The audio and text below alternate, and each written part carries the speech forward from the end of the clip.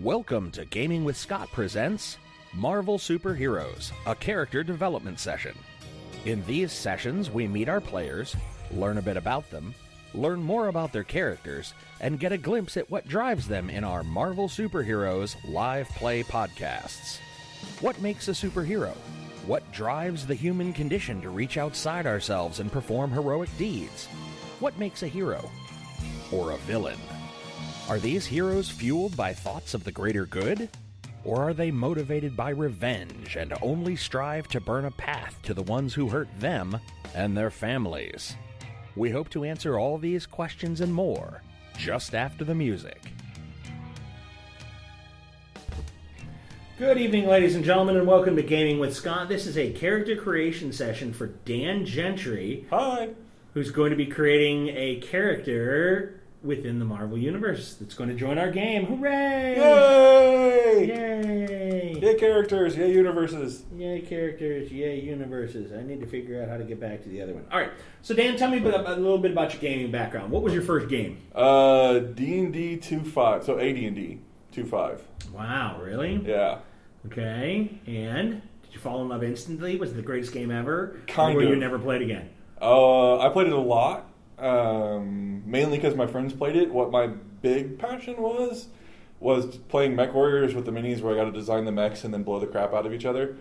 Nice. That was what I had the most fun doing, but it was also entertaining to do AD&D, and that's what they all wanted to play. So Nice. Okay. All right. So is that your favorite game of all time? No. And if you only had to play one game ever, what would it be? Salem?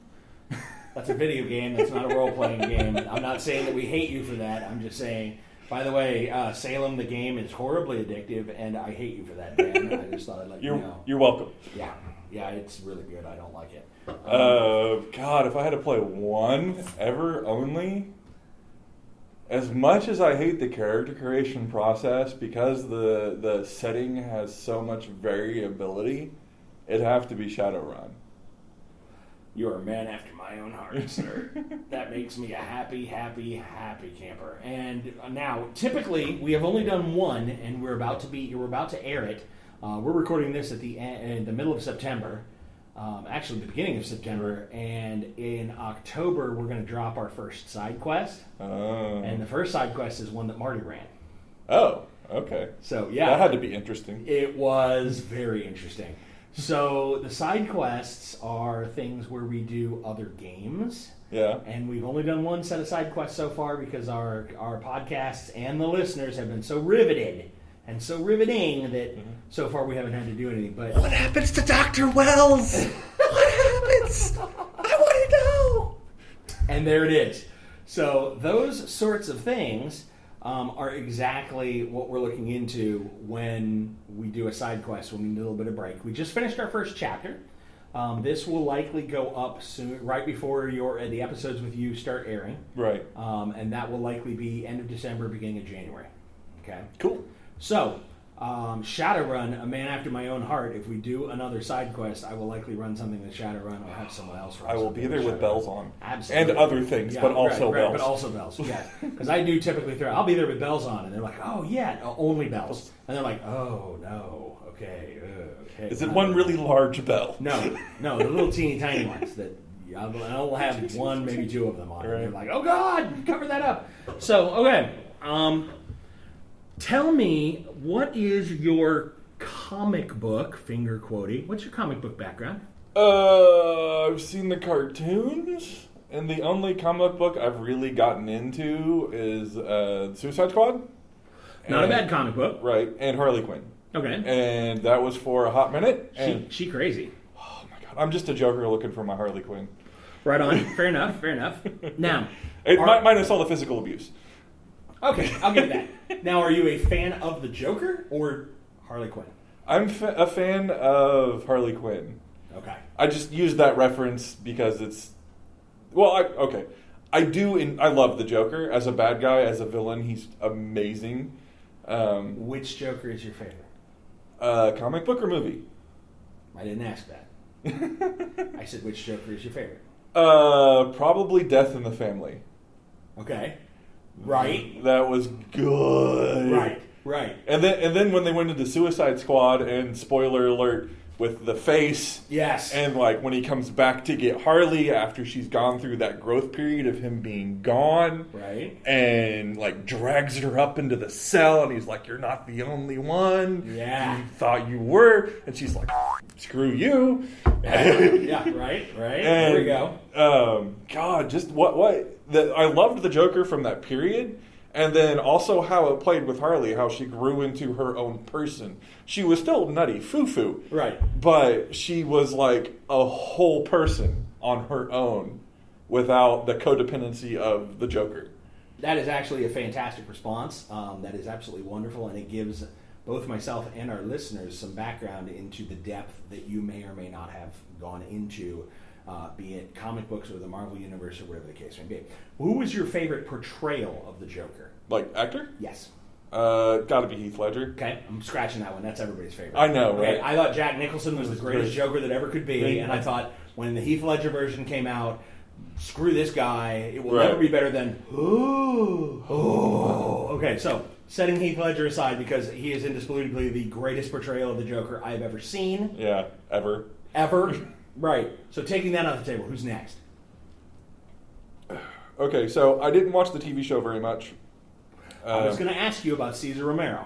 Yeah, so I don't really have a frame of reference of what I've seen, which is simply the movies. Okay. Where it starts at with Batman with Michael Keaton. Mm-hmm. It's got to be Jack Nicholson. I mean, all right, fair enough. Well, because there has been argument between Jack Nicholson and the Batman animated series. with Mark Hamill? Yeah, with Mark Hamill as the Joker. And I'm like... If you want to include... Okay, I was going off live action movies. Oh, I understand. Yeah, if you want to include the Batman Dark Knight... Right. Then it's got to be... I love Batman Dark Knight. Uh-huh. That was amazing. And the Joker was goofy and he was a clown, but and you really didn't get the depth of darkness to what the character really has from the comic books. But then again, it was geared to children. You can't really have him murdering people. Yeah, I guess that. Sure. I mean, they still did the thing where he would release the gas and it would turn people into clowns, and you got the impression that they died, so you got the sense that there was something else there, but it was not overt. Right. And with that, with Mark Hamill's portrayal, yeah, it was good. It was some good sauce. I will admit it was some good sauce. Okay. Right. So, what type of role-playing what type of comic book, if you want to play in the game, what type of comic book world would you like to see? Would you like to see 4-color or dark and gritty? And when I said 4-color, you kind of gave me a... And I'm like, yes, it's happiness and joy and light. Right. And here's a picture of Hitler, or Captain America punching Hitler in the face. Right. Right? Okay, you've listened to the Character Creation Generations. Yeah. Do you like 4-color or do you like it darker? I mean, not like so dark that you can't see your own shoes, but... Right. You can't have one flavor all the time. No, of course not. But what do you prefer? Shades of gray? Right on. You've got, The Watchmen. Yes. The movie. It was 4-color. Yeah, it really was 4-color, and it was really well done in 4-color, but it was gritty. Yeah. And I'm not... You're not locked in here. I'm not locked in here with you. You're locked in here with me. Right. And it was really well portrayed. They had the character growth between and pardon me if I get the names wrong. We will not, but continue.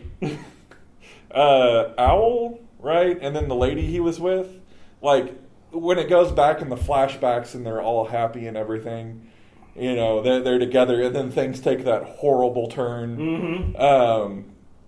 And if you don't know what that horrible turn is, go watch or read The Watchmen. It's worth it. I recommend doing both. When I heard the movie was coming out, I went and found The Watchmen online and read it, and I was like, it's amazing. This was the best ever. And then I watched the movie, and I was like, that's the best adaptation ever. Yeah. Let's not talk about the movie. Carrying on. So... There are moments of happiness and moments of being okay in a world that is trying to tear them apart.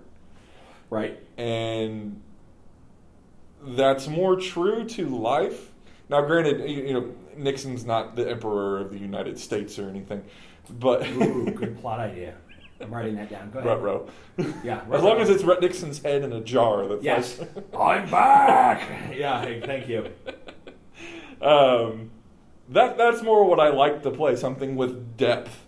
And when you play dark and gritty, and only dark and gritty, that's still two-dimensional, just as the four-color. Right. Four-color happy world. Fair enough. Right on. Okay. So, what type of character do you want to play? I tend to play the... Well, I don't know. I've got various fallbacks that I go to for various characters. From the monster to the happy-go-lucky clown to the serious aficionado. Yeah. And what I am in the mood for, having been running a LARP for a while now, is to have fun. So while not the clown, it will be someone whose field of cares lies fallow. Okay. Fair enough. What games are you playing currently? Now, since you brought up running a LARP. Right. Playing? Or what is a LARP? Live action role playing game. Not a buffer LARP. Not the kind with swords. Yeah. Though people can costume with swords as Right. long as they're fake, because where we run it, we don't allow weapons. Right. It's more the way I try to explain it to your average citizen is it's improvisational acting within a standard setting. Okay. And that usually leads to, well, what do you mean by standard setting? Well, within the world of Vampire the Masquerade, the overarching theme of the world is set for you, but how your character reacts to that world, how they behave, that world is totally up to you. How you interact with the other characters. You can either take the standard setting of, well, the Bruja hate the Toreador, or you can be, well, this Bruja happens to like the Toreador because, reasons, right. Whatever you happen to have come up with. Right. So with that aspect of LARP, it's a really good way to explore yourself and your imagination. Fair enough. Okay. So, what? So we got the type of character. What scope would you like to see in a game? Do you want to see the ins and outs of a dark, seedy alley behind a bar, week in and week out, or are we talking intergalactic conquest and conflict, strife? Well, yeah, here's the thing with intergalactic and what's the word I'm looking for here? Come on, brain.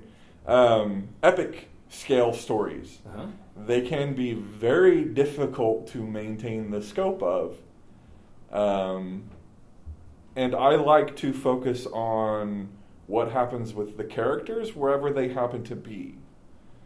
I personally would not want to play like, oh, we're Voltron, we're the big heroes of the world, let's go save it. Uh-huh. But to be able to impact the lives of those who do.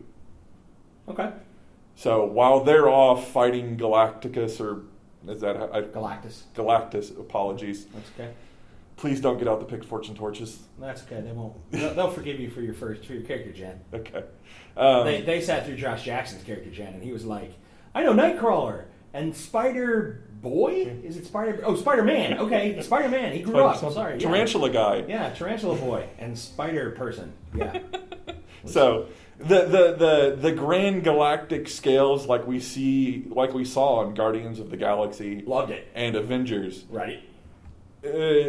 It's hard to do, I feel personally, in a tabletop setting. I agree. And much prefer to enjoy the journey of the characters throughout the world. While it's not focusing on a single back alley, it'll be focusing on the certain characters as they journey around. Okay. Then I think you will fit right in. It will be wonderful. Okay. Wunderbar. So, let me think what other questions I asked or needed to ask. How long have you been role-playing? Since I was 15. Okay, since we don't know your end age currently, your current. Oh, you can't do math? You can't solve for X? I don't know how old you are, dude. I have no idea. 34. Are you 34? Yeah. Okay, so now we have to do the math. 18 years. Okay. Just check. 18? Is that right? I'm 19. I can't do math either. There it is. Okay. So I like how you came with the, well, you can't do math. Wait, I don't have that many. I can't subtract. So there it is. I work with computers that I can't subtract. Because you don't have to subtract. Computers subtract for you. That's what computers were built for. Ta-da. So, okay, 18 years, huh? Wow. Yeah. Okay. I didn't think you were older, but I thought you had gained longer. I don't know why. Well, I met you back in 2001 at Blood Rights. Right. So the first LARP ever is where we met. That was my first LARP ever anyway. I'm sure you had been doing it for a decade. Well, and it was kind of sad because I realized last year that my LARPing career is now old enough to drink. Just my LARPing career. Yeah. And I was like, well, wow. it probably deserves it by this point. I was like, wow. I was like, oh, I feel old. Yeah. I've been LARPing for much longer. I've been role-playing for much longer than that. Yeah. Your LARPing career has seen some stuff. Yeah, a little bit, which is what makes me happy. And which is probably why I will never run a LARP again, more likely than not. I mean, I'm not counting it out. There's your spoilers, listeners. There you go. I'm not counting it out, but I don't want to go anywhere. Right. I had an idea. Yeah. And I was going to run one, and I went, hey, I need 3 to 5 people to help me. And there were cricket noises. And I got one person. Yeah. And I went, all right, we're done. And they went, but it would be amazing. And I had 60 people by name who went, oh my God, that would be amazing. I would love to do that. I will make a character. And I wrote a list and had 60 people. And contacted all 60 of them and went, hey, I need 3 to 5 of you, or I can't do this. Cricket noises. Are you talking about the Dark Ages thing? Yeah. Oh, yeah. That would have been cool. That's why I didn't step up and say anything, because I was like, I don't know if this is going to get off the ground, but it sounds really cool. Oh, it was amazing. We had a map of the Mediterranean. We already had 12 princes who were ready to go. Who was going to start with a phased thing and bring in other people. It was really, and I had some people who went way overboard. We even had a cities mechanic where you could build up, your market or your martial force or your defense, and we did a whole thing where we were going to run where we'd have a game, and then you would host, one of the princes would host, and you'd roll up on that city, and then we would skip 4 years to the next gather. So that your city would have 4 years to, because we had thought, okay, well maybe we'll do it monthly, just like a regular, and we'll do it at a regular time. And then it was like, how do you travel that much? Right, and traveling, you would just be getting home when it would be time to leave to go to the next one. Right. And it was like, no, you can't be in your city. So we thought we'll skip 4 years a month, and then the December game, the 12th game, will be a 6 year, so that every year in game is 50 years of real world time. Oh God. And it would have been amazing. It was going to be fantastic. But I didn't get the support that I needed and wasn't able to move forward with it. I've tried to run Dark Ages stuff. Mm-hmm. While I know a lot about history, I don't know enough about the specifics to really, I feel, do the genre justice. Well, I had 2 people who wanted to do historical accuracy, and the way we were going to do with XP was for each of these events of your cities, because you had to provide a city history. Right. And for each of these events that matched real world history, you got extra XP. Oh, there you go. So that so you could deviate from the timeline. You could be like, yes, we're ancient Egypt and we're going to invent electricity. Or you could work on the pyramid thing and go up from there and then keep that. And the closer you stayed towards real world. What if it's an electric pyramid? Right? Does that count? That would be awesome. And the closer you stayed towards the regular timeline, the more XP you got. And the further your city would progress down that timeline. Right. Because you picked your city for a reason, because it's cool for one reason or another. Either you know about it or you like it or whatever the case may be. Yeah. So I had everybody provide that, and I got a lot of, I got history of this tiny island off of Greece that was just way more than I wanted, because apparently this guy's family was from there. Oh, wow. And way more than I ever wanted to know about this tiny island in Greece. Okay, good for you. Yeah, whatever makes you happy. Yeah, and it was really, really interesting, and he had a whole bunch of neat ideas. So the idea of if you stayed closer, you would advance quicker. Right. Okay, because your city history, the XP of the prince, was used to by the army, by the influences in your city, and do everything along with character creation. So I allowed the idea that you could drop every point of XP you got onto your character and just make a complete monster. Mm-hmm. But then your city will get rolled on a regular basis because you didn't spend any XP on your city. Right. Or you could throw everything in your city, all the XP into your city, and then have a complete pushover character who was behind an impenetrable walls of an impenetrable fortress. You better have a good bluff game when you go to visit. Right. So, and it was really, really interesting because the idea was if you didn't show up for a game or two, that's fine. Yeah. If you didn't want to pump XP into your city, that's fine. There are kindred that just ignore their cities. Yeah. And I don't mind living in a hovel. Right, exactly. But that is how that worked. It was a really interesting idea. Yeah. Sorry for the tangents, boys and girls. We'll get back to that now. So, what type of character do you want to make? Well, to be perfectly honest, it's one I've played before, but in the vampire setting. Mm-hmm. His name's Jimmy Boy Collins. Sorry, allow me to get back into the accent. There we go. His name's Jimmy Boy Collins from San Antonio. So, yeah, okay. Pardon me, folks, if you don't like people who talk like this, and I understand if you don't, you're going to have to get used to it. Oh, dear Lord. Right now, I just happen to be saying, ugh. So where did the idea come from? Is this one of your standard fallbacks? Kind of. Well, where the heck did this come from? The Malkavians. You said enough already. Yeah, I tend to play Malkavian a lot, so much so that I have the Dark Ages Malkavian clan crest tattooed on my arm. Are you serious? Holy cow, he does. Yeah. Wow. And all its black and white cockatrice wearing a jester's cap glory. Wow. Wow. That says a lot about you, Dan. Yeah. I don't mean to be that way, but wow. Does explain some things. A little bit. But I do love a lot of people Malkavians get a bad rep because of how they're played. Oh, I believe the phrase you're looking for is teddy bear milk. Fish milk was what I was going for. Okay. But yes, teddy bear milk.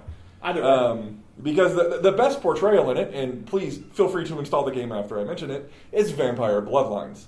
Mm-hmm. With and again, I'm terrible with names. The female character with the split personality is probably one of the best portrayals of a Malkavian I've ever seen.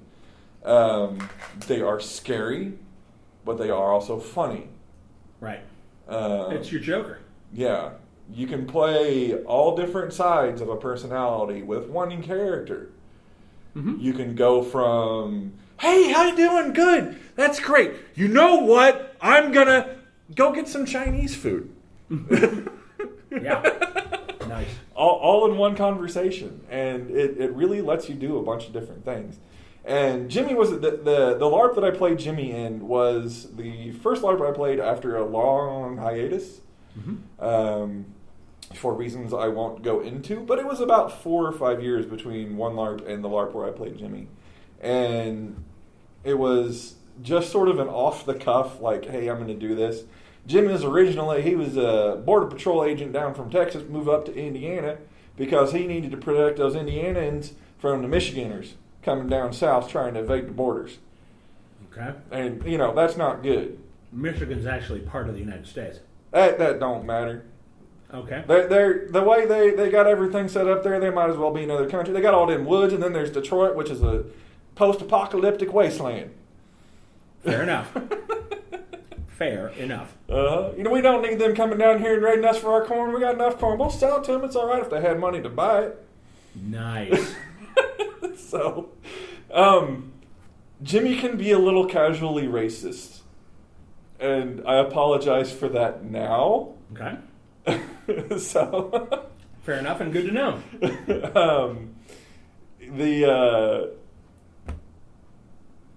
But he's a lot of fun to play because he doesn't really care about his own personal safety. He does have his own code of ethics and morals, but it's sort of fluid depending on the situation.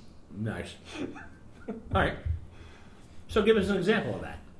I knew you were going to ask that. Mm-hmm. When you trotted it out. I know, right? It's like, hey, look, here's a target. Why don't you fire at it? When I played him last, The character had almost no power whatsoever. You mean when he got killed by the inners? No. Oh, you meant before. That was a different. Played him. Yeah, that was a different Jimmy. Oh, okay. Yeah, Right. that was not Jimmy Boy. Okay. Jimmy Boy, he would have been fine. But Jimmy would alternately stand up to Dom, which I know you listeners don't necessarily know who that is. He's a big, mean, scary brouhaha, beat face, meat stick. Yeah. So there would be times where I would stand up to him and push his buttons and ask him, "Are you sure you can read?" With full well knowing that he could just wipe the floor with me. And other times I would be obsequious. Nice. Depending on what the situation called for. Good word use. Yeah. Nice. So, you want to play Jimmy again? I do. Is Jimmy crazy? He can be. That's not what I asked you. If we're going to stick with what he was... I'm asking what you're going to make for this game. Right. I don't know all the mechanics. In the vampire setting, the Malkavians had a derangement. His derangement was power object fixation on his badge. His badge is the source of all his power. Okay. Now, being this is a superhero game, that very well could be true. Absolutely. Depending on what his badge may be made out of. I mean, along with the Juggernaut, with that jewel. The Sycorax gem. Yeah, that thing. Right. Showing my ignorance. No, it's perfectly fine. Did you hear that episode yet? Yes, I did. Okay. Hence how I even knew about it in the first place. Very good. But with something like that, it very well could be Jimmy's source of power. Now, while in the vampire game that was not inherently true, he sure believed it. Yeah. So much so, I almost got into a fist fight with the prince when she reached to touch it. Nice. Nice. Okay. So then, there is a mechanic known as weakness. Okay, and one of the weaknesses can be all of your powers are derived from an object or a specific source. Well. Okay, that source could be, the water of the Lady of the Lake. Yeah. You have to go back there and drink it regularly. Or a vampire that has to sleep on his home soil or he loses potency. Or his badge. Right. If it had, my badge has the Sycorax gem. Or it's an affinity stone. Right. Exactly. Or whatever the case may be. You can do that if you are so, because then somebody runs by and snatches the badge off of your chest and you're like, I'm going to fly after them and oops. No, you're going to run at human speed. Oh my god, stop that man! Or woman, alien, whatever. I don't judge. Right. Could be anybody. I agree. If you would like to do that, you don't have to do that. As far as weaknesses go, putting all of your powers into one object is risky. Very dangerous. Oh yeah, I know. I fully expect you to take it away from me at some point. Yeah. Just checking. Okay. I don't know if you want me to give that away, but with what we were talking about with the angle to come in, it could have been taken away by one of those people. Absolutely. Yeah. So that's how that, and that could be one of your impetus of, no, I've got to get that back. I'll gladly join you. Help! Help me. I'll help you. I'll help you get out of here. I know a way off this planet. Come on. You just got to get this one simple little thing, do a little job for me. It'll be all good. I'll help you out. Nice. Yeah, I like that. That could really, and again, that is up to you. Right, no, let's do it. All right. Sold. Let's do some, okay, we will do that. Absolutely. So, let's talk a little bit of character creation. All right? Right. How this works. Where the heck did it just go? Oh, there it is. How this works is the first thing that we're going to do is we're going to roll. The way that I do this is I tend to do what we call selective randomization. Right. Okay? I give you the opportunity to roll a number of options, let you pick the option that you want. Right. Okay? First thing we're going to roll for is we're going to roll for what's called physical form. Okay. So, roll percentiles, and I'm going to have you do it twice. So, 81? 81 is a robot with a human shape. Played that before. Okay. And 4. 4 is a normal human. So, okay, what are the differences between... I mean, granted, one's a robot and one's a human. Mm-hmm. What are the statistical differences? Because, we got to game the system just a little bit. Absolutely. Which is why I give you the choice.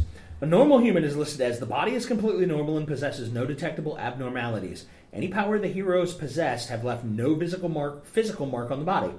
Random ranks are rolled on column 2 of the random ranks table. Which means nothing to me. The random ranks table... we'll worry about that when we get to that point. And resources are increased by 1 column shift. Do you know how the column shifts work? Through absorption of the podcast. Okay. Well, I get how the columns work. It sets what you need for success, and then if you shift it, that increases the range of success. Exactly. Yeah. Okay, the further to the left that you shift, the worse. Right. The further to the right that you shift, the better. So you get to what, like Z? Yep, shift Z. Yeah. Okay, and actually there are ranks above that, but that's okay. Are there? Oh, yeah. What is it? You roll a 2, and it's red. Yeah, I mean, it gets ugly quickly. So that's a normal human, plus normal humans' resources are increased by 1 column shift. Right. So whatever you normally roll, plus 1. Okay. Okay. Robots. Oh, that's Cyborg. Well, where are we on the list here? Hang on. Robot is after Cyborg, which is always good. Cyborgs are kind of nice. There's Pure Robot. Oh, Angels and Demons. Pure Robot.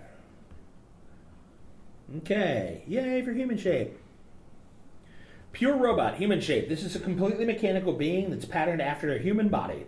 The degree of similarity varies. Specimens can include metallic skinned caricatures like Sentinels, metallic simulations, Joe Costa, the pseudo-flesh imitations, Delphine Courtney, or the high-tech but rare specimens. Most are high-tech, but rare specimens are magical in nature. Clockwork men given life by eccentric mages, etc. Right. So kind of like Hellboy. Right. Okay. So you could even be, like the Tin Man. Right. Where I'm a lawman and I'm a robot from another galaxy who is cowboy in nature and somehow found... I mean, it can be... What if he doesn't know he's a robot? Oh, I would say that would almost be a given. Okay. Because he could be a simulacrum of the actual person. Sure. And doesn't realize it. Absolutely. I like that. While most human shapes are the size of a normal human, they are much heavier. The average specimen weighs 500 to 2,000 pounds. Holy crap. Human shapes roll on column 4.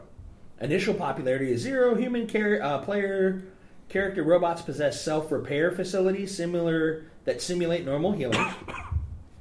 There is no karma loss if a hero purposely destroys a sentient robot. Robots are people too. Did you just read that right? There is a karma loss if a hero purposely destroys a sentient robot. Right. Robots are people too. Non-sentient robots are cannon fodder. There's the Usoform robots. The what, sir? Usoform. USUFORM robot. This is a robot that believes in the adage, form follows function. Oh, okay. It's anything but human-shaped, and that's not you. Nope. There's a metamorphic robot, which is not what you rolled. You rolled human shape. This is a robot whose design is so flexible it can change into 2 or many forms, like T-1000 from the Terminator. That's exactly what I was thinking about. Okay. Computer. The hero is a computer, period. Always liked that one. Nexus Mode. Nexus Mode, right. At first glance, this seems unplayable, but bear me out. This is a rare computer, one that is self-aware and possesses true intelligence. While the mainframe itself is immobile and unable to physically act, peripherals give the sentient computer a wide range of means to deal with the world. Analog or digital? Right? Exactly. Ta-da. So yeah, I kind of like the idea of the robot that doesn't know it's a robot. I mean, granted, it's kind of cliche, but it fits with it relatively fits with how the character had his original backstory. Well then, you will be pure robot human shape. Mutants and altered humans and normal humans roll on column 1. The top rank they can get is amazing, 50. Robots roll on the standard column that goes all the way to 100. Okay. So you, as a robot, can basically, you will be easily starting out in the wheelhouse that they were in. Okay. Right. However long that happens to last. Exactly. Well, if he was if he's a simulacrum, he could have, you're the judge is what they call it in the system. Mm-hmm. But anyway, if he was a simulacrum and sort of like Amy Pond was in Doctor Who, but so if he ends up going back and finding his real body and freeing himself from prison, right, be an interesting arc. It would, wouldn't it? Yeah, or something similar. Whatever. No, I like that. Here's how this is going to work. Let's roll your face rip. You're going to give me 7 rolls. Okay. Round up. Nope. I'll tell you where we last on this. 94. Holy wow. Okay. That's amazing. Which is 46. 46? 50. Call it 50. Call it 50? Yep. Okay. 90. Even. That is incredible. 40. Am I going across this way? No, you're just writing them down for the moment. So you said, what was that? 40. Ah. Good catch. 81. Incredible 40. Sensing a theme. 85. Incredible 40. 66. Remarkable 30. 61. Remarkable 30. 55. Excellent 20. 1, 2, 3, 4, 5, 6, 7. You said 7, right? Okay, you've got 7. Put those wherever you want across face rip. Now I should give you the following. The face rip is fighting, agility, strength, endurance, reason, intuition, psyche. You want me to go down the quick list on what those mean? No, I just need to remember what they are. So fighting, agility, what's S? Strength. Strength. E is Endurance. endurance. Reason, intuition, and psyche. Okay? Psyche. The first 4 add together to give you your health. Okay. The last 3 add together to give you your starting karma. And we'll discuss karma here in a bit. Right. So psyche's mental strength? Yes. Okay. That's what you use to defend against psychic attacks. As he is a non-biological entity, I believe I'm going to... Oh man, that's tough. He was never a good fighter, so he's going to get a 20 in fighting. Okay. He's going to get a 50 in strength, because, well, he's a robot. He's going to get the 3 40s in the mental stuffs. And then agility and endurance are at 30. So health is the addition of the first 4. So, wish I wrote well, so I didn't think that 30 was a 50. 130. Okay. So record that. And then your karma is 120. The stats kind of make him 2-dimensional. What's that? The stats kind of make him a little 2-dimensional. What do you mean? I mean, 3 40s, 2 30s, a 15, a 20. I mean, it's basically, standard probability, and then a couple outliers. Mm-hmm. So it just makes it average. But whatever. You said you did want a weakness? Yes. Okay. All right. Power negation. Right? That would be the weakness. That would be the weakness.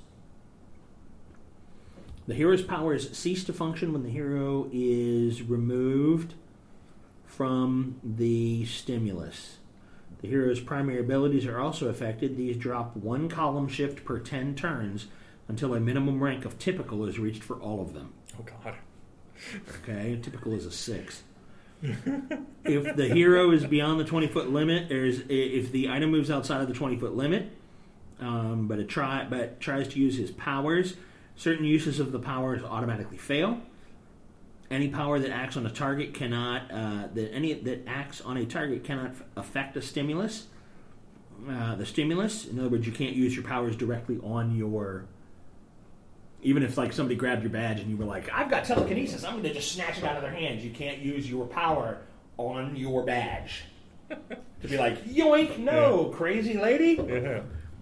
Now, if she grabbed it and threw it in her purse, you could use it on the purse. Right. And then pluck the badge out. Strike her with a lightning bolt or whatever the case may be. Right, exactly. Okay? If you take constant contact, continuous contact, and permanent, you get +6 column shifts that you can spread around your powers or your abilities. Holy crap. That sounds, those two descriptors work. Right, because if I grab it and run away, it starts to fade down to a certain level, but like your powers stop working. And certain powers, and the ones that you tie up with column shifts, I will likely tie with, if that thing gets snatched, those stop working immediately instead of fading. So if I pick strength, it's like, I can't. Yeah. You're like, the joints aren't working, I can't lift as much. Right. Or whatever the case may be. Yeah. Well, how's that going to work if somebody has already taken the badge? We can't do it that hardcore. Well, that's up to you, baby. Well, that's what I'm saying. And it depends on the power. If it's like true invulnerability, I can't really just take that away. It's not like it's going to cease failing. So it's going to cease functioning. Well, yeah, I can. I'm gonna reserve. It'd be like having kryptonite. Don't bring up Superman. That's just bad. He's just dead. Right? Have you heard that episode yet? No. Yeah. It was brought up. It's bad. Yeah. The SHIELD agent guy brought it up. Oh, is that? I thought so. Yeah. Yeah. So I will just reserve that in my pocket. Yeah. Feel free to. You will get +6 column shifts. Okay. So it's permanent and constant contact, right? Correct. That's the name of the company. Not permanent constant contact. Or is it constant? I don't know. Whatever. So let's see how this sucker works. Give me a percentage roll here. Yeah. So listeners, when I talked to Scott about building this character, we decided it was going to be purely random. So I warned him against that, but there you go. We'll see what happens. I might want to make some decisions if something's just totally off the wall. I don't know. I'm kind of buyer's remorse. 26. Roll that again. Okay. 14. Reroll the 10s. Okay. I'm going to switch dice. There you go. This one just keeps seeming to be going lower and lower and lower. It started out 90, now it's a 10. 44. 5 of 7. Write that down. Is that like 7 of 9? Sort of. Sort of. You have 5 power slots. You can have a total of 7 power slots. Okay. So you'll get 5 now, and then you can expand to 7 later. With karma expenditure, right? With karma expenditure. If the guy who runs the thing ever gives out karma expenditure, it's horrible. One of your players did mention to me that it'll be about a year before you get to there's spend that. things. Of course, not like they really needed anything else. I mean, they were already gods walking amongst men. Right. Okay, so for slot number 1, give me your first roll. 23. Fighting. Mm-hmm. Give me your second roll. Something fun. Hold on. 55. Okay, under fighting. Oh, we re-rolled category. Correct. I see. What'd you roll again? 55. 55. Martial supremacy. Okay. Okay, do you need to know what that does? If you want the listeners to know, sure. If not... Do you know what it does? I have no clue what it does. All right, well then do you want to know what it... You... All right. And we can go over it later. No, it's all right.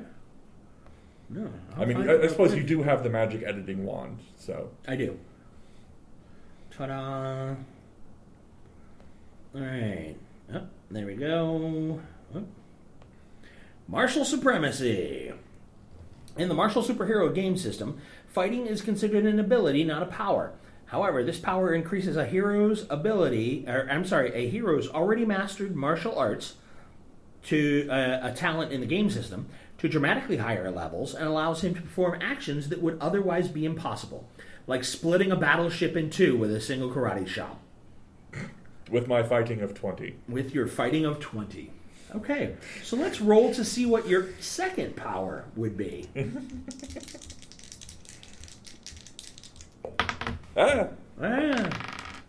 36.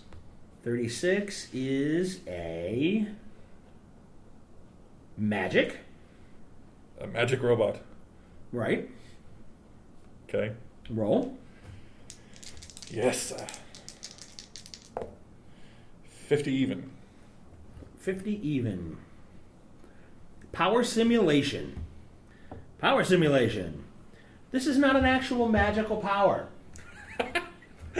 It's magic that's not magic. What it is a magical version of any power in the Ultimate Powers book. The player simply rolls again and points to a randomly determined another power.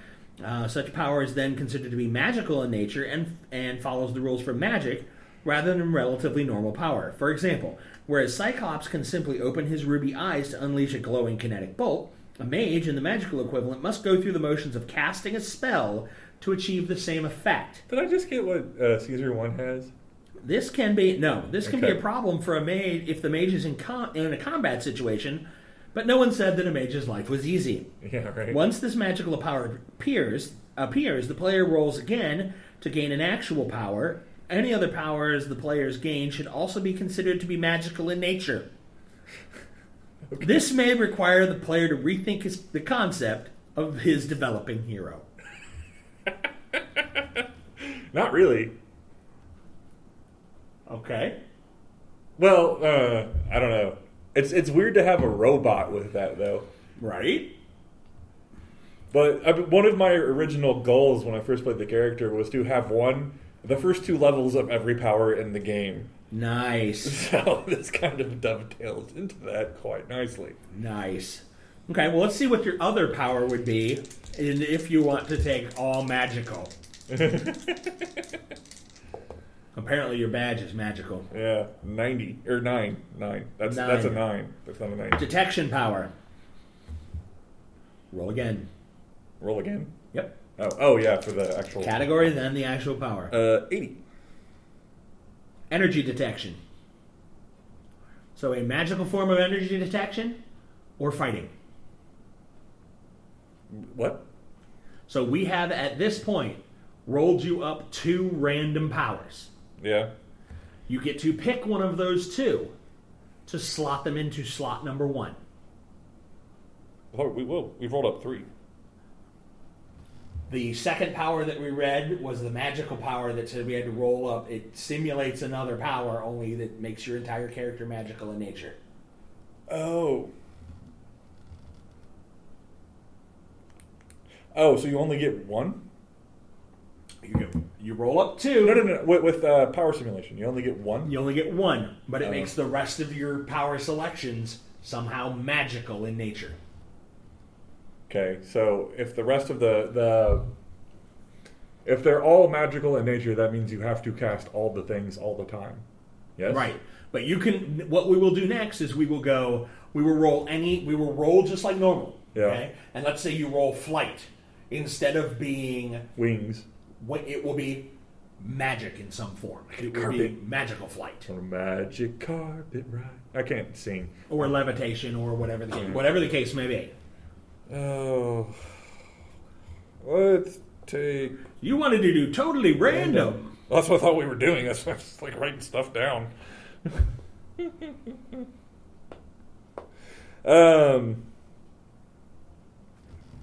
Let's go with martial supremacy. Okay. With my fighting of 20. With your fighting of 20. Which this could be a couple columns, yes? Yeah, sure. Yeah. Okay. So power number 1 is martial supremacy. Okay. Now we roll up 2 new powers. Okay. I'm gonna write down less at this point. There you go. We're gonna get messy. All right. So 28. That will be another fighting power. Roll on the fighting power table. He's not a combat monster. He's not a combat character. I swear to God. 75. Weapon creation. Nope, I'm sorry. Natural weaponry. So like claws and things. Yep.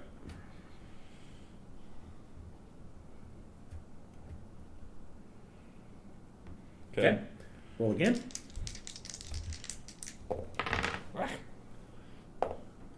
One. Defensive power. Okay.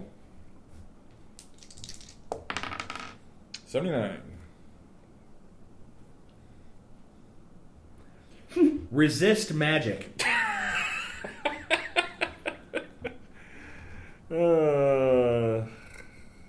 So if I am rolling a bunch of fighting powers, can I don't want to roll up a bunch of fighting powers. Never mind. We'll just take resist magic. Okay. He's not a combat guy. Okay. Stop, dice. Stop making me roll fighting powers, please. Okay. Stop. Time for slot number 3. He just keeps going through dice. 22. 22. Energy emission. Roll. 45. Kinetic bolt. Now is that 2, or was resist magic slot number 2? Resist magic was slot number 2. Okay, so this is kinetic bolt is the first one for first contestant for slot number 3. Roll. 4. Defensive.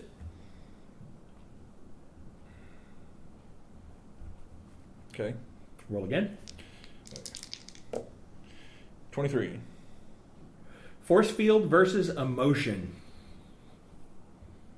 You wanted completely random. Yeah, right. So force field versus emotion? Mm-hmm. So how does that work? Like, if a character... So let me posit a scenario and tell me if I'm right. Okay. If a character or NPC, whatever, is trying to affect my emotions, the force field would interfere with that? Yes. It's mental challenge. Passion. Right. I got a force field against emotion. Move along. Does that so it would be contested roll, basically, yes? Yes. But I would get certain column shifts because I have it. Or a bonus, or it would flat out be like body armor against emotional influence. Right. Okay, well here, I'll tell you. No, it's fine. It almost sounds like blasé.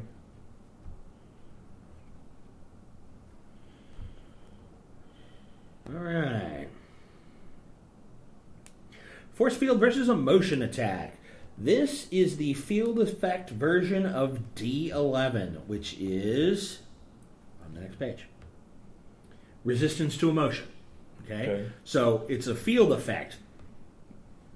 So those around me would also be? Correct. The field protects anyone within from attacks that are emotion-related or aimed at the intuition, including emotion control, hallucination, and domination. The power rank must be 1 rank higher than the hero's intuition. If initially lower, the player should raise it to +1 column shift. Okay. How will that inform my role-playing? Because like having that makes me think the character would be very robotic, and that's not how Jimmy is. Nope, not at all. He's very flamboyant. Absolutely. Okay. Then yeah, we'll go with emotional force field. Okay. Force field versus emotion. He's not dead inside. No, not at all. So 2 more. And remember, if you're magical in nature, you need to project the force field. It's not on all the time. Right. It's not like everybody just is like, hey, I don't know, nothing happens. It's Something that you can use for yourself and project if want. So I didn't take the magic stuff. So does that mean it's on all the time? No. Okay. Neither or. I thought you had. I forgot. No. So what's your slot number 1? Fighting martial supremacy. Slot number 2? Defense resist magic. Slot number 3? Defense emotional force field. Fair enough. Now we're rolling on slot number 4. That would be a 6. And you need to quit rolling low. That's detection. 92. True sight. Nice. Okay. So aspects. Do you know what... I have no idea what it does in the system. All right, fine. I've never played. I know. Hold on. Don't get all rolling on me yet. Where'd it go? True sight. The hero can see the correct image of a target despite any attempts at concealment or disguise. This power can penetrate any means of hiding something's true nature, whether physical, psionic, illusory, or power-based. True sight can penetrate any disguise at or below its rank. A green feat is required at +1 column shift, a yellow feat at +2 column shifts, A red at and a red at +3. And at +4 doesn't work. Correct. Range is limited to one area unless the power is coupled with a power that extends vision, telescopic vision, for example. This power may be automatic or deliberate. If automatic, the hero gains +1 column shift, but loses -2 column shifts from his psyche rank. While using it, your tunnel vision. Oh, okay. You're just like, what? Oh, I didn't see that coming. Yeah. So like you on an average day. Yeah, shut up. Pretty much. Okay, 66 is my next one. Okay, that is mental enhancement. Roll again. 40. 40. Hyperintelligence. Okay, so that gives me like column shifts on reason? Normally, a character's intelligence is determined by the character generation process. However, the research for the Ultimate Powers book showed that extreme levels of intelligence can be a power in its own right. Examples include the leader and the late Soviet scientist known as Gargoyle. The hyper-intelligent character is a genius of awesome potential. He can quickly master new subjects, retain the knowledge indefinitely, and easily succeed in any mental endeavor. There are 2 ways the power can be incorporated into a character. The player should choose one when he first creates the character. A coin toss will do. The first method is a permanent modification of the hero's intelligence. The power rank number is added to the hero's previously generated reason or intuition rank number. The total is the hero's actual hyper-intelligence. For example, if the character like the leader started off with good reason, the gamma ray is added incredible hyper-intelligence for a final total of amazing reason rank. The second method uses hyper-intelligence the same way most other powers are used intermittently. Just as Siren doesn't scream all the time, so too would a hyper-intelligent character have normal intelligence most of the time. When he uses the power, he transforms himself into a mental genius. The way it operates is the character's normal rank is either reason or intuition is raised the number of levels equal to the power rank. Feeble is +1, poor is +2 column shifts, etc. The total is the actual hyper-intelligence rank that the character can achieve using the power. The hero can retain the higher rank for a limited amount of time. The duration is the number of minutes equal to... I lost my place. The original's ability rank number. The original ability's rank number. This is for the first time each day the hero uses the power. Each successive time the hero uses the power within the same day decreases its duration by 1 column shift. Let's go with hyper-intelligence. Okay. With the permanent model. Okay. That way, when you take my powers away, it goes away. Okay, so last one? Last one. 8. Detection. Well, you are a cop, aren't you? Mm-hmm.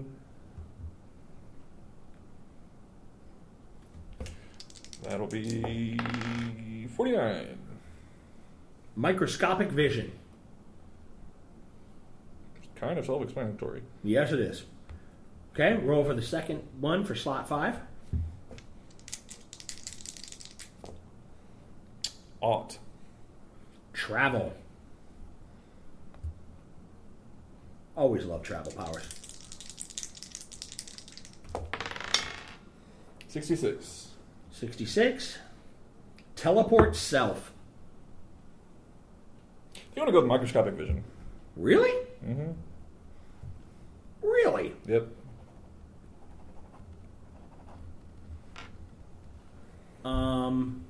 Okay. Why microscopic vision instead of teleport self? It doesn't really fit with how I feel his powers, or how he would utilize his powers, or the powers I would want him to utilize. And also, I'm kind of making a meta choice based on the other powers in the game. Okay. If they all fly and they can all do this and they can all do that, I'm like, if I just teleport, I'd rather have microscopic vision. It's something that fits more with his police background, as well as I think could be useful. Okay. All right, let me go back to the front here, and we will roll for your talents and contacts. Give me a roll for talents. Percentile again? Yep. Everything's I think it's percentile. Yeah. 2. You have 0 of 3. This is talents, right? Uh-huh. That's impressive. Yep. You're just like, I don't do a lot. I got powers, I don't know what to do with them. Yep. Roll me contacts. 12. 0 of 2. I know nothing, and I know no wood. There you go. Gosh, it makes this part of the character creation so much simpler. Yeah, right. Who do you know? Nobody. What do you know how to do? Nothing. All right. Huzzah! So there's your totally random, finger quotey, Yeah. character. What do you think? Yeah, I'd like some... Now, It'd be cool to have a talent. I don't know what talents are, but it seemed like it'd be nice to have one. right. Talents are things that let you do other items, like first aid is a talent. Yeah. Occult research is a talent. Yeah. So there are items that will let you do things Right. along those lines. Now, from there, let me have you roll 5 rolls Okay. to generate 5 more numbers for the ranks that you will then assign to your powers. Okay. All right. We're going to color code these so I can roll them all at once. Nice. 1, 2, 3, 4, 5. Nice. On the paper if you can. Yeah, right. Okay, so let's just get all these 59. I got 2 59s. I got a 55. A Okay, 34. 59 is remarkable 30. Okay, hold on. 59. 30. Right. And so I got 2 of those. And then I got 55. 55 is excellent 20. 34. Good So 10. 60. Remarkable 30. Okay, that's all 5. Okay. Now, assign those to your character. Those are your power levels. You got 5 powers, right? Oh! Spread them out. Oh, I got you. 30, 30, 20, 10, 30. So 3 30s, a 20, and a 10.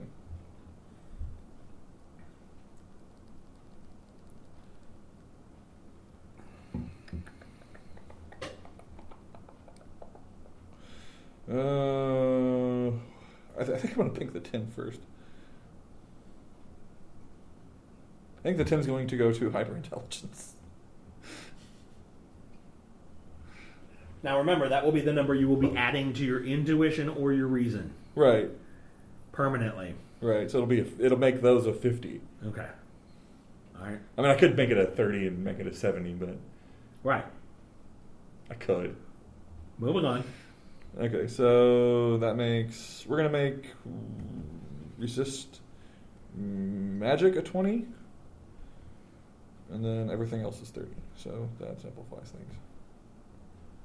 30 microscopic vision. Can see really tiny things. Oh, yeah.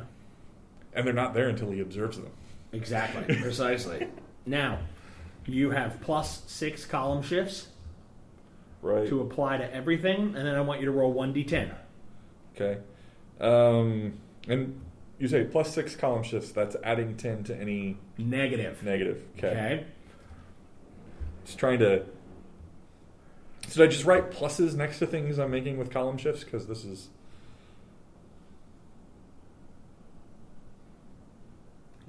Where do I want to go? I want to go to page. I'm not going to min-max this. If I sat down with a system, I could really min-max it and go, okay, well, I need this many points to get this column shift to that. And I'm good on all that. Okay. See the bottom large chunk of the table? There we go. Now, don't rotate. Right. Right. That's your 10, 20, 30, 40, 50, 75, 100. A column shift at this level will take you from 75 to 100, or 50 to 75, depending. Okay. Column shifts are literally I move one row up. Right. So actually, no, two. Oh wow. Okay. All right. Now, roll one die. One die. 2. You also get, as a bonus during character creation, +4 more column shifts. Okay. So you get a total of 10 times you can shift a column. That means technically you could take one thing and go, it's over here. Okay, but I really don't want to let you do that. You don't want to go to beyond? No. That yeah, I understand. Right. I would probably only let you do it with microscopic vision. No, I'm just kidding. Hold on. I need to copy some of this down because it's messy. That's fine. Do your thing. Okay, so my intelligence is actually 50 because of the power, right? Correct. Intuition. No. No? Because of the hyper intelligence? Yeah. You can up reason or intuition. Okay. So which one are you going to pick? Intuition. Okay. Intuition is how much you intuit. It's how much you, as opposed to reasoning things through. Right. I'll act on instinct. Correct. So that puts him at amazing. Yay, column shift. Yay. Okay, so I could literally go 1, 2, 3, 4, 5, 6, and just be like, and column shift all of those. It's good. So when utilizing my powers, it's this level, not any of this, right? Depends on what you're trying to do. Oh, God. Okay. If you have a flight of 100 and you're trying to fly faster, you use your flight power. If you're trying to use flight to charge into someone, you look across this top column and you find charging. Grappling, grabbing, escaping, charging. There it is, okay. And that uses the ability of... should say it's charging, CH. And endurance. That uses endurance. So you wouldn't use your power of flight to charge at someone. It would be your endurance. Because you could have a flight of 100 and very low endurance. You would slam yourself into Colossus and then go... and melt down the front of him. Be like in a Looney Tunes cartoon. Right, exactly. So because the hyperintelligence, does the karma go up? Yes. Oh, okay. It's at 130. Yay, 10 more points. Yay. Should be more than that, right? Oh, no, your hyperintelligence was only a 20. 10. 10? Put 10 on it. Oh, you put 10 on it. Okay. Yay, 10 more points. Okay, so I think I'm going to bump all my powers up a column shift. Just because I've got 10 to go with, and there's only 5 of those, so that's 5. We will do... Endurance will get a column shift. Intuition will get a column shift. Reason will get a column shift. And agility will get a column shift, because reasons. Because it has to do with fighting. Dodging. Dodging, yeah, because it's combat I'm related. not trying to hit something. I'm just You're trying to get out of the way. Fair enough. Understood. I should have said combat, not fighting, because fighting has to do with fighting. Yeah. Agility has to do with and I dodge. Yeah. Or All right. I'm gonna parkour. Right. Yeah. Parkour. That's cool. Okay. So all of the ones that you starred, and by the way, you can double up. I know. Okay. Just check. Just telling you. Read me out what they were, and I'll tell you what they go to. 30 Goes to 40. 30 also goes to 40. Mm-hmm. 40 goes to 50. 50 goes to 75. Correct. So you're getting this whole column shift thing. Right. So that'll go 40, 20. 20 goes to 30. 30 goes to 40, 10. 10 goes to 20. And then 30 goes to 40 again. Okay, so let's write this a little more neatly. 40, 20, 40, 30, 40. And that's neat enough. Now, redo your math for karma and health. Oh, math. We've already established math is not my strong suit. Oh, yeah. 80, 130, 150. Karma, 125, 165. Okay. So what's your health? 150. And what's your karma? 165. So your top 4 added together are only 150? Yep. And your bottom 3 add to 165. 65. All right. Oh, you want to check my math? No. I didn't show my work. No, it's okay. I always got in trouble for that. It's cool. I don't care. So did I. Didn't bother me at all. All right. So now we have your character. Yay. That's Yay. pretty concise compared to some other systems. Isn't it though? Yeah. I mean, granted, there's a lot of rolling and things in the book. Right.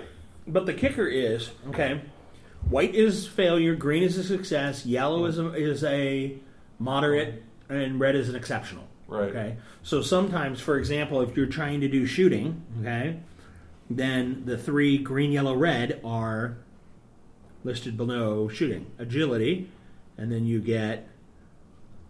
Right. Okay. Same thing with charging. If I go down here to charging... Yeah, hit, miss, stun. Right. Okay. Hit, miss, stun. Oh no, charging. Yeah, hit, slam, stun. Sorry. Hit, slam, stun. Okay. Hit is you hit the guy. Slam is you've knocked him back. Stun is you've knocked him back and he's out for a round or more. Right. So you say, I want to do X. You then find your power or ability level, depending on what it is. You roll percentiles to see where you land on that and what degree of success or not success you have. Right. Then I can say, oh, you're minus 8 column shifts because you're way in the hole, or you're plus 2 column shifts because that's way in your wheelhouse, or whatever the case may be. Right. So it's a pretty simple system once you've seen that chart. Yeah. Without that chart... It made no sense until I was like, what are they talking about? And Googled it. I was like, oh. You're like, Okay. And it's a really good system. Yeah. We played D&D with this system once. It's fantastic. They're playing D&D with it now because they're all down. Nobody's any higher than this on the chart. Right.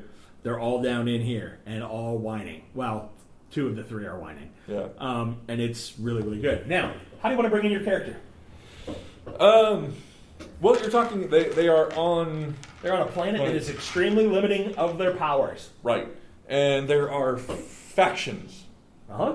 I don't know how much to go into detail because Don't spoil it. right, that's what I'm trying not to do. Uh-huh. Even though I have already limited knowledge, let's not impart what I have. What little we have to the listeners. Fair enough. That's anyway.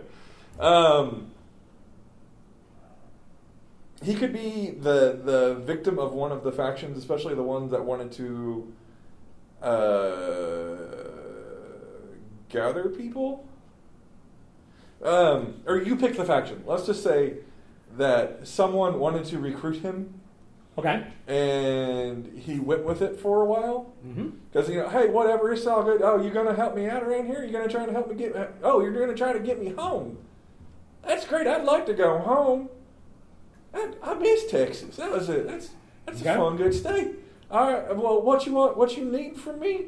oh, okay, well, I'll do that. And then they kind of sucked him into a hole. Maybe there was an underground, maybe he saw something he didn't like, or through general ineptitude, pissed the guy off. They figured out that his badge is the source of his power somehow. And as punishment, took it from him and kicked him out. Okay. So he would have then gone to a different faction. Okay. Probably the because I'm thinking it might make more sense they took your badge and will give it back to you when you've engaged in the behavior that they want you to engage in. Right. Yeah. Because there is a group, each town, each village is run by a magistrate. The magistrate needs constables. You've got a 10 star. You would have gravitated straight towards that. Right. Until the magistrate, his whole thing is about subjugating the other 2 villages. Right. Okay? He will use constables to bully, to beat people down within his own village or the others. The goal is he wants to steal the main village stone from the other 2 villages to be able to control them. Right. He wants you to help do that, which is theft. Yeah, and Jimmy don't do that. Right. So he's... At least not to good people. Now, if they're bad people, you might be able to talk them into it. Then he told you that the first village was filled with Hitlers and that they were all terrible people and horrible things. Right. And you went over, kicked in the door on the place, and went... Yeah! Oh, hell! Right, and they were just townsfolk who were just trying to eke out a living on this rock. After he's already done it, maybe. Like, you went buck wild just going in there and, like, halfway through. Oh, yeah.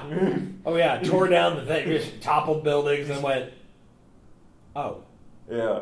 Like, you guys are just cowering for your lives and you're not bad people? You're not fighting. Come on, fight back. Why aren't you fighting back? Oh, I'm a little... Now I'm sad. Okay. So then you went back to the magistrate. You would have left the stone there. Right. You went back to the magistrate and went... You lied to me. What the hell is going on with it? These are not bad people, all right? And he would have tried to feed you the line of course they are. They're standing in the way of my consolidating power within this. Well, there's other ways to go consolidate your power, man. You don't got to go killing them. Just Snatch, and that's when he would yank the badge off of your chest. Right. And it would come out that, oh, look. Uh-huh. Oh, okay. You'll get it back when you do what I say. Now go with the rest of the constables and help them take the stone from the other city, since that city knows you by sight and that. Right. There would have been a whole freak out. Oh, you son of a... I'm on... You're gonna... And then he probably would have had to have had the crap kicked out of him. Mm-hmm. But unless forcibly dragged, he would probably try to refuse to go with them, for at least for a little while. Okay. But eventually, I'm sure they could, well, if this is what I got to do, if I don't have any other option, I think, I just got to do what I got to do.